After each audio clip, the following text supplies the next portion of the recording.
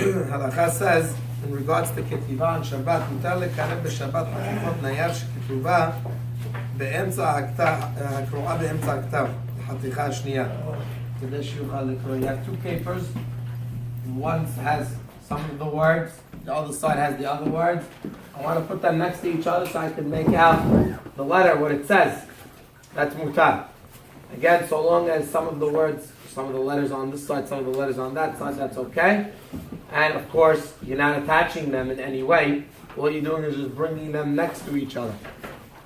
However, he says that all this is true is if it's not being attached. But if it's being attached, especially if it's being attached in a way that's going to be permanent, that's asur. A person is going to take letters and stick them on one to the next. That's asur because that's a form of ketiva, even though all the letters were already pre-written.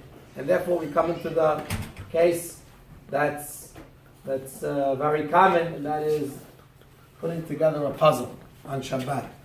Putting together a puzzle on Shabbat is a form of ketiva, especially when many times some of the letters are half on this side, half on the other side.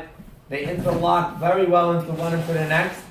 And many times people leave puzzles around for a long period of time. Even people sometimes hang them up, and therefore it's something to be considered omed, to stay for a long time.